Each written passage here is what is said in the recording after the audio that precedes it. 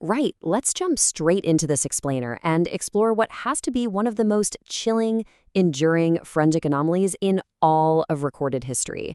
We're looking at the frankly terrifying phenomenon of spontaneous human combustion. But we're actually going to strip away all the urban legends and folklore here. Instead, we're diving into the cold, hard, heavily documented facts that have literally baffled scientists and investigators for centuries. Because you see, this isn't just some spooky campfire story. It is a literal, physical impossibility that has haunted medical jurisprudence for over 300 years. We're talking about crime scenes that completely shatter our foundational understanding of thermodynamics. I mean, think about it. How exactly does a human body burn so intensely that the entire skeleton is reduced to ash, while the wooden chair they were sitting on, or even the clothes they were wearing, remain completely untouched? Just imagine walking into a room. You find that a person has been reduced to a literal puddle of this dark, greasy substance. The bones are completely calcinated, meaning they're utterly destroyed by extreme intense heat. Yet you look around, and the highly flammable curtains just a few inches away, completely fine. The wallpaper isn't peeling, the floorboards aren't even scorched. It's a scene of just profound dread, right? The destruction is absolute, but it's impossibly, almost surgically confined. And the early investigators didn't just take notes on the structural damage. They documented these incredibly macabre, deeply unsettling sensory details. They described a horrific, empyreumatic, or distinctly scorched odor lingering in the air. Witnesses even swore they saw these strange blue, lambent flames hovering directly over the remains.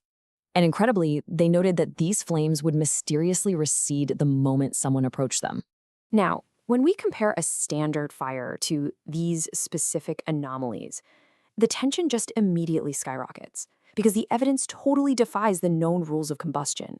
To put it in perspective, a normal fire capable of cremating a human body requires roughly 100 pounds of wood and massive sustained heat that will absolutely spread to everything nearby.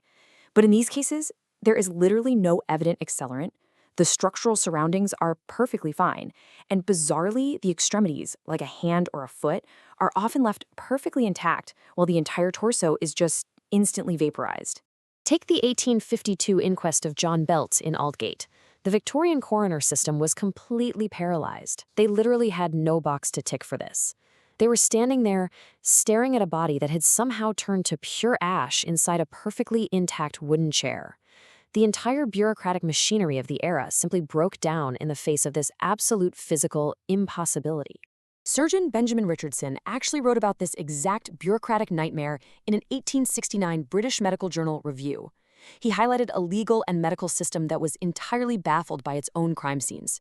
The coroners were meticulously recording evidence that proved the fire was localized, had no external accelerant, and was devastating enough to vaporize bone, but they had absolutely zero scientific framework to explain how on earth it happened. So what happens when there's a massive vacuum of scientific understanding? Well, pop culture swoops in to fill it. You've probably heard the term spontaneous human combustion, but society's understanding of it has been completely filtered through sensationalized fiction, not clinical facts. It basically became the ultimate clickbait of the 18th and 19th centuries, which completely overshadowed the very real, very terrifying documented inquests. And the contrast between that fiction and the reality is massive. Charles Dickens famously used spontaneous combustion as this explosive, heavy-handed moralizing plot device for his alcoholic character Crook in Bleak House.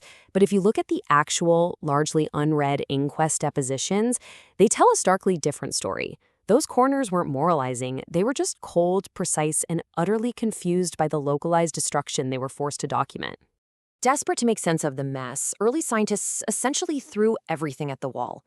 They blamed static electricity, they pointed the finger at intestinal gases, they even conjured up this idea of alcoholic impregnation, seriously suggesting that heavy drinkers literally saturated their own tissues with highly flammable spirits. They were just desperately trying to force these horrific, silent death scenes to somehow obey the natural laws of physics. Now fast forward with me to 1984, because this is where modern forensic science stepped in and provided a clinical consensus that seemingly closed the book on this mystery for good. A forensic scientist named John DeHaan published a landmark paper that finally brought cold, rational physics into these haunted rooms.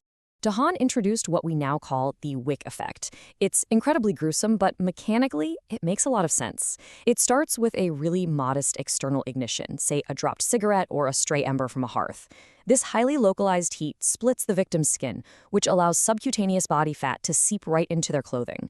The clothing then acts exactly like an inside-out candle wick, feeding this incredibly slow, intense, and highly localized burn that can actually last for hours without ever spreading. And this wasn't just some abstract theory on paper either. They actually put it to the test in a 1998 experiment for a BBC documentary. Using a pig carcass, because, well, its fat content is quite similar to a human's, they wrapped it in a blanket and ignited it with just a tiny amount of accelerant. The results were absolutely astounding. It burned slowly for hours. The bones in the midsection were entirely destroyed, but the surrounding room and all the furnishings left completely unharmed. It perfectly replicated the bizarre historical cases. Forensic pathology widely embraced this grim explanation. As forensic pathologist Roger Byard so bluntly put it, these people are essentially human candles. It neatly replaced the paranormal myth with a gruesome but scientifically sound reality. For a few decades there, it really seems like the ghost stories of the Victorian era had finally been put to rest by the scientific method. Case closed, right? Well, not exactly. Just when we thought we had this cold case completely solved, peer-reviewed physics threw a massive wrench right back into the established forensic consensus. A 2008 study out of the University of Sheffield started looking deeply at the thermal dynamics of these specific fires, and what they found quietly reopened a door that forensics thought they had firmly locked shut. It's such a fascinating pendulum swing of human understanding when you look at it. We go from total Victorian bureaucratic panic in the 1850s right over to modern scientific confidence with the Wilf effect in the 1980s, only to have the foundation pulled right back out from under us by physicists in 2008. So what did the Sheffield study find? Their laboratory data revealed a genuinely chilling problem. When they ran the hard numbers, they realized that you simply cannot replicate the deeply documented depth of bone calcination seen in these cases without a massive, sudden burst of initial heat. A slow, smoldering burn is not just unlikely, it's physically insufficient to completely vaporize bone in the way these historical inquests describe. And this right here is the major friction currently echoing through the scientific community. The wick effect perfectly explains how the body sustains the fire, keeping it contained solely to the person. But the Sheffield data definitively proves that the initial ignition, that stray ember or dropped cigarette, isn't even close to being hot enough to start the extreme chain reaction described in the Victorian transcripts. The math for the initial spark simply does not add up. Which means, despite all our technological advancements, we are left staring right back at the exact same terrifying medical jurisprudence documents from centuries ago. The literal, physical impossibility of a body burning from within while leaving a wooden chair totally unharmed is squarely back on the table. Thermal physics has essentially reopened a closed forensic case. And to show you just how enduring this mystery really is, we don't even have to look back to the Victorians.